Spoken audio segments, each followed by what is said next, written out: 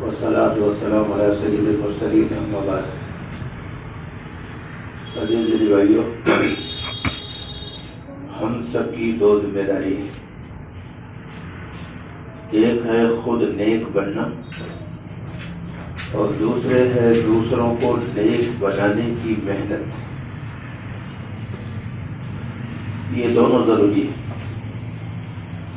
اگر ان میں سے ایک کو ہم نے اختیار کیا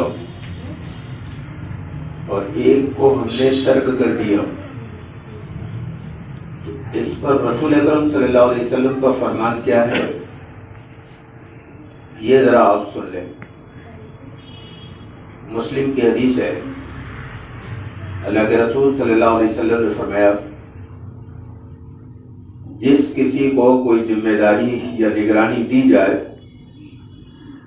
اور اس سے وہ آخری وقت تک دھوکہ کرتا رہے، یعنی اس ذمہ داری کو پورا نہ کرے، مراد اس سے دھوکے سے یہ ہے، تو اللہ کے رسول نے فرمایا اس پر جنت حرام ہے۔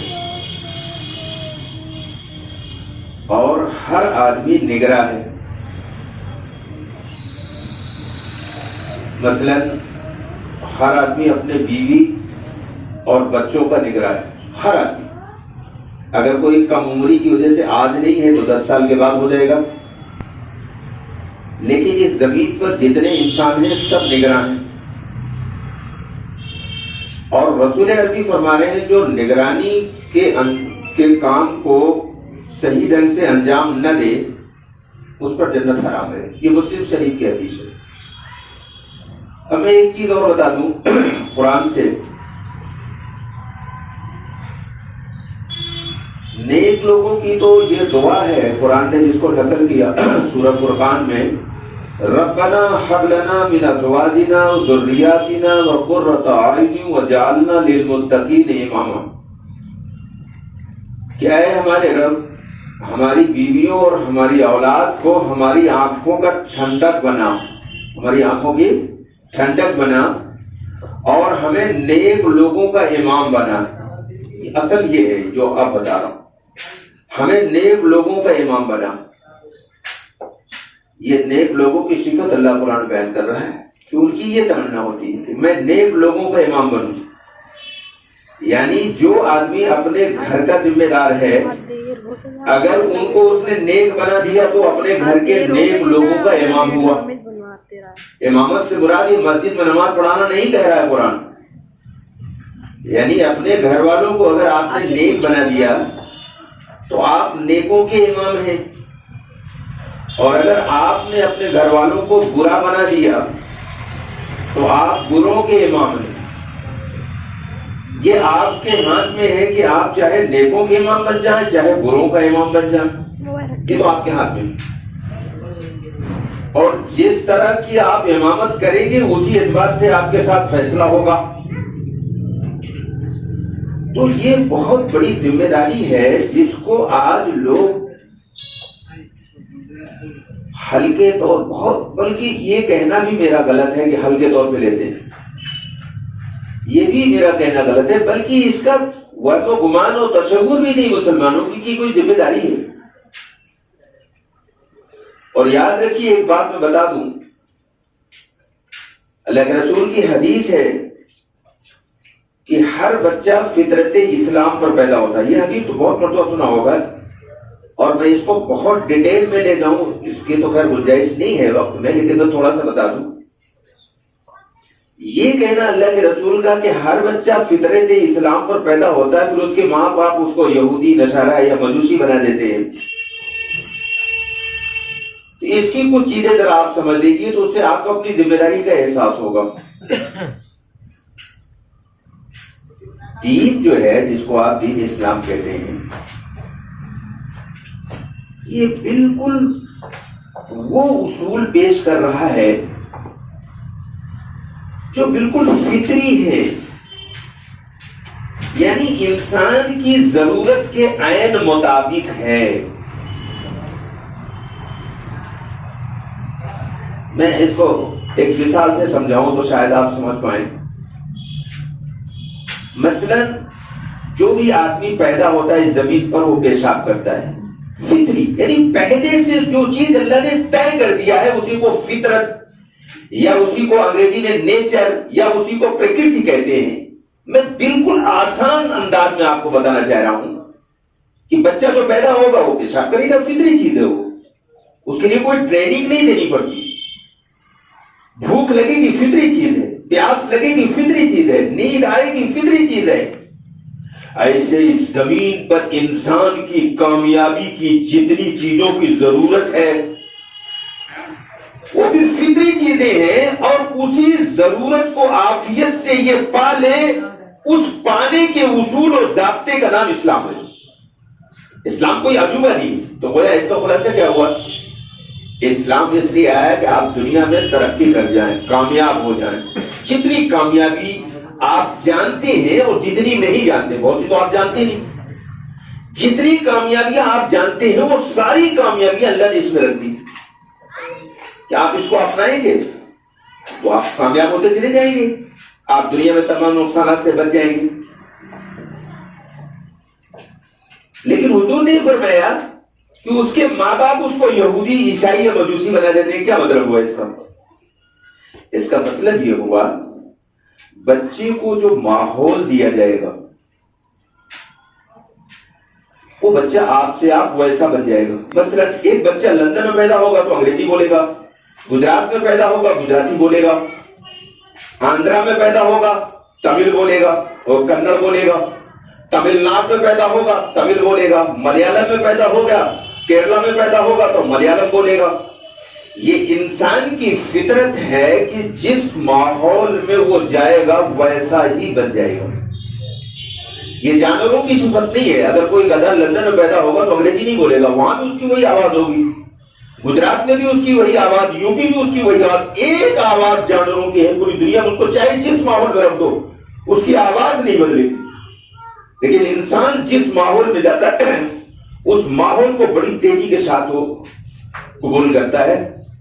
خاص طور سے بچپن میں سائیکالوجی کے ماہرین کی تحقیق یہ ہے کہ بچپن میں بچہ جو ہوتا ہے وہ بہت تیزی کے ساتھ کسی چیز کو اپنے اندر لیتا، بڑی تیزی کے ساتھ۔ اب اگر بچپن سے آج بڑی شکایتیں ہیں لوگوں کی، بھیڑ لگی ہوئی ہے کچھ جھاڑ پھونک والوں کے ہاں، کیا صاحب میرا بچہ میرا کہنا نہیں مانتا، بھیڑ لگی ہوئی ہے، میرا بچہ کہنا نہیں مانتا، میرا بچہ تو میرے ہاتھ سے نکل گیا، میرا بچہ تو ادب ہی نہیں کرتا۔ بھائی آپ نے اس کو جو سکھایا وہ کر رہے ہو، آپ نے اس کو بچپن سے آج تک یہ سکھایا ہے تو جو کچھ ہے دنیا ہے۔ جب کہا جاتا ہے اگر عمل سے نہیں، زبان سے نہیں تو عمل سے، آپ نے اس کو یہی سکھایا ہے کہ جو کچھ ہے یہی دنیا ہے، اور جتنا زیادہ سے زیادہ دنیا حاصل کر لو بس کام تمہارا بن جائے گا۔ تو جب دنیا یہ سب کچھ ہو گئی تو پھر وہ ماں باپ کا ادب کیوں کرے گا؟ پھر وہ پڑوسی کا لحاظ کیوں کرے گا؟ پھر وہ اعلیٰ کردار کا رول کیوں ادا کرے گا؟ اگر آپ اس کو بچپن میں یہ سکھائے ہوتے، یا کم سے کم 12 سال کو ہو گیا تب سکھائے ہوتے، یا 15 سال کی عمر میں، تو ضروری تھا سکھانا کہ یہ جو دنیا جہاں ہم اور آپ بیٹا، ہم اور تم رہ رہے ہیں، اور بہت سارے ہماری تمہاری طرح لوگ، کروڑوں انسان اس زمین پر رہ رہے ہیں، یہ ایک امتحان گاہ ہے، انگریزی میں کہہ لیجیے ٹیسٹ گراؤنڈ ہے۔ جیسے ایگزامینیشن ہال میں ایک وقت دیا جاتا ہے کہ اتنی دیر میں پرچہ آپ سالو کر لیجئے، اس کے بعد پھر وقت ختم، کاپیاں چھین لی جاتی ہیں۔ اگر آپ بچے کو بتاتے ہیں کہ یہ امتحان گاہ ہے، یہ ٹیسٹ گراؤنڈ ہے، یہاں بہت مختصر وقت کے لیے بھیجا گیا ہے، اور اس میں پرچہ پہلے سے ہی آؤٹ کر دیا گیا ہے کہ یہ چیزیں ہیں، اگر اس میں تم پاس ہو گئے تو تمہاری جو اس کے بعد زندگی شروع ہوگی ہمیشہ کی، جو کبھی ختم ہونے والی نہیں ہے، وہاں ہمیشہ کی راحت ہوگی، ایسی راحت ہوگی، ایسی نعمتیں ہوگی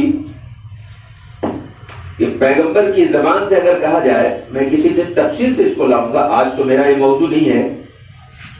پیغمبر نے فرمایا جنت میں وہ چیزیں بھی ہوگی، یعنی وہ چیزیں جو آپ سنتے ہیں قرآن حدیث میں، نہریں ہوگی، باغ ہوگی، محلات ہوں گے، گلمان ہوں گے، یہ ہوں گے، یہ ہوں گے، لیکن کچھ اور چیزیں ہیں جس کو قرآن نے نہیں بیان کیا، حدیث نے نہیں بیان کیا. اس کے بارے میں پیغمبر نے فرمایا کہ جنت میں وہ لذیذ چیزیں ہوگی جس کو نہ کسی کان نے سنا ہوگا، نہ کسی آنکھ نے دیکھا ہوگا، نہ کسی کے دل پر اس کا وہم و گمان گزرا ہوگا. وہ اتنی عظیم نعمتوں والی جنت ہے کہ جس کا تمہارے دل و دماغ میں تصور بھی نہیں ہو سکتا.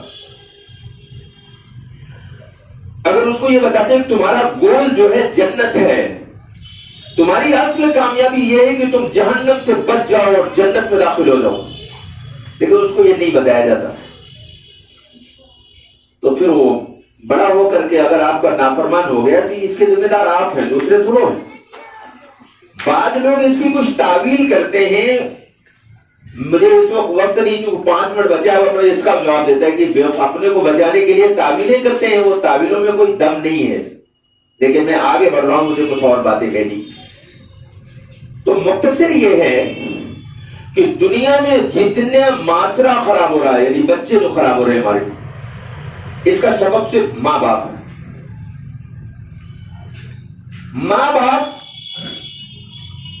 اگر بچے کی تربیت کر، لیکن تربیت بڑی کڑوی چیز ہے. وہ خود کو اصل میں تربیت کے لیے خود بھی ویسا بننا پڑتا ہے نا. مثلا اگر ہم یہ چاہتے ہیں کہ بچہ ہمارا جھوٹ نہ بولے،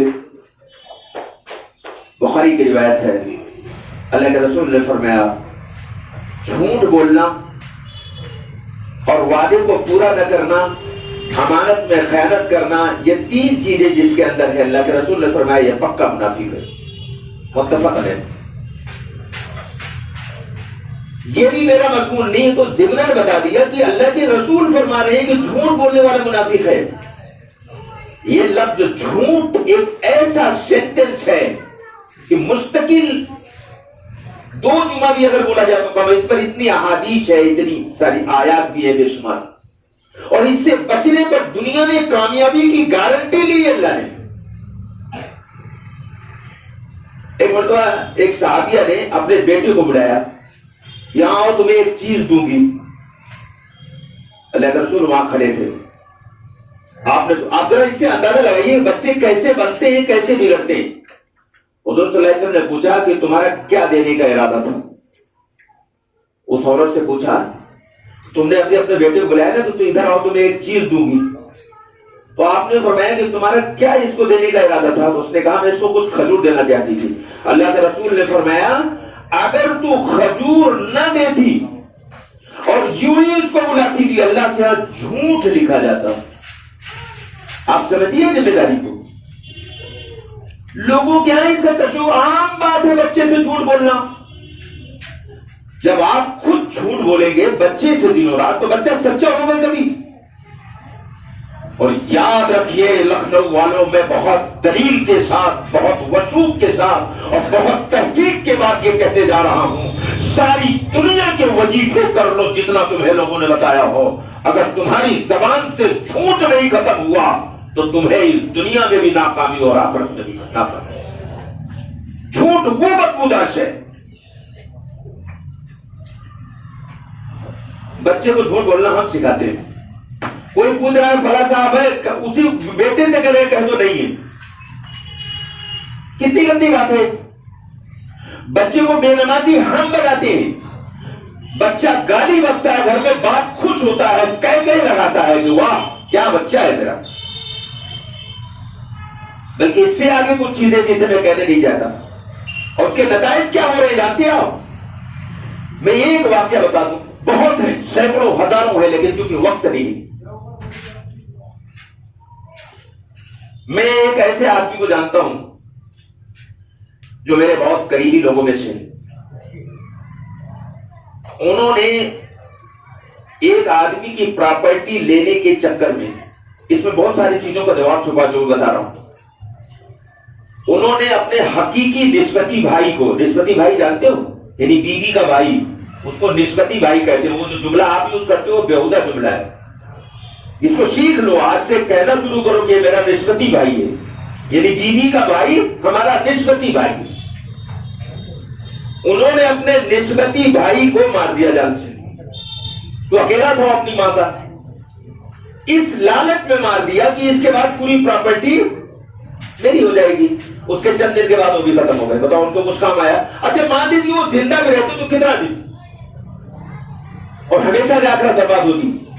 اگر یہ بچپن میں اس آدمی کو تربیت دی گئی ہوتی کہ دنیا کا سب سے احمق اور بیوقوف اور پاگل انسان وہ ہے جو چند دن کی اس دنیا کے خاطر دوسرے کے مال کو حرام طریقے سے لے کر ہمیشہ سے اپنی جہنم تیار کرتا ہے, ہمیشہ جہنم کی آگ میں چلنے کا سامان تیار کر رہا ہے, تو خدا کی قسم وہ ایک چھوٹی سی پراپرٹی نہیں, اگر ساری دنیا کی دولت اس کے قدموں پہ ڈال دی جاتی وہ اس کو ٹھوکر مار دیتا.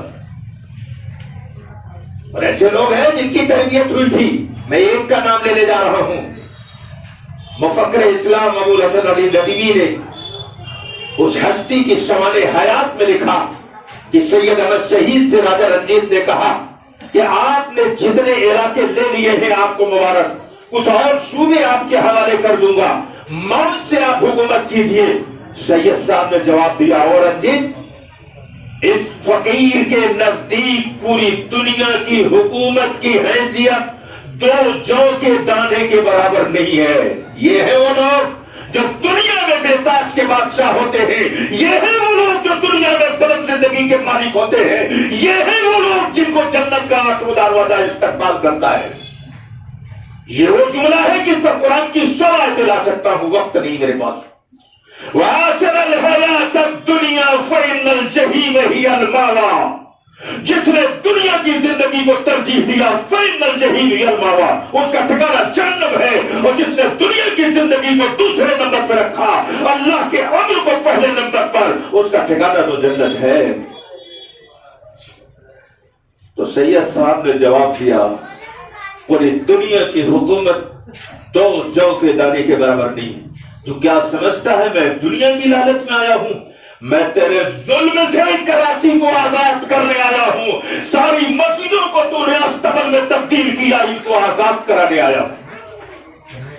حکومت کے لالچ میں, حکومت کی حیثیت کیا ہے؟ میں امن کا شہدائی ہوں, محبت کا شہدائی ہوں. میں اس کے لیے آیا ہوں کہ تیرا ظلم اور تیری نفرت یہاں سے مٹے, یہاں امن قائم ہو, یہاں محبت قائم ہو. میں عنوان سے ہٹ گیا. میں یہ کہہ رہا تھا ہر ایمان والے پر یہ فرض ہے کہ خود نیک بنے, دوسروں کو نیک بنائے. اگر خود نیک بنے, دوسروں کو نیک نہ بنائے, تو جانتی ہو کیا ہوگا؟ دنیا میں بھی عذاب, آخرت میں بھی عذاب. مشہور حدیث جس کو میں نے ایک جمعے کو سنایا تھا, ایک جملے میں کہہ کے بات ختم کرنے جا رہا ہوں. ایک بستی کو اللہ نے فیصلہ دیا کہ اس کو تباہ کر دیا جائے. فرشتہ آیا, سروے کیا, اس نے کہا بالکل 100% ایسے ان کو معلوم ہے. لیکن اس میں ایک آدمی تھا جو راتوں دن 70 سال سے یاد الہی میں غرق تھا. اس نے پوچھا اللہ یہ اس کو, اللہ نے کہا عذاب یہی سے شروع کر, پہلے ہی سے مار, اس کے بعد باقیوں کو. یہ کیسی دینداری ہے کہ تیرا گلاس ٹوٹ جائے تو پیشانی کے بل, تیرے سامنے تیرا جوان بیٹا نماز نہیں پڑھتا, تیری بیوی نماز نہیں پڑھتی, بہن نماز نہیں پڑھتی, پڑوسی نماز نہیں پڑھتا, تمہیں کوئی احساس نہیں. تو فرمایا عذاب یہی سے شروع کرو. یا ایھا الذین آمنوا قوا انفسکم واہلیکم نارا. اللہ ارشاد فرماتا ہے ایمان والو, اپنے اہل و عیال کو جہنم کی آگ سے بچاؤ. اور ہم مست ہیں, کوئی فکر نہیں, کوئی پرواہ نہیں. بعد میں جو لڑکا ہاتھ سے نکل جاتا ہے بولے تعویذ دے دو. ارے ساری دنیا کے یہ تعویذ والے مل کر اس کو اب صحیح نہیں کر سکتے. اس کو صحیح کرنے کی چیز تو قرآن تھا.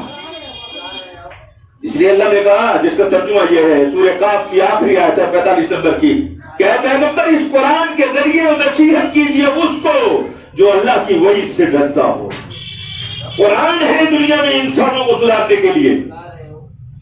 اللہ ہمیں قرآن کا فہم عطا فرمائے اور اس کے مطابق اپنی تربیت اور اپنے ارد گرد میں بسنے والے لوگوں کی تربیت کی فکر نصیب فرمائے. وما علینا الا البلاغ.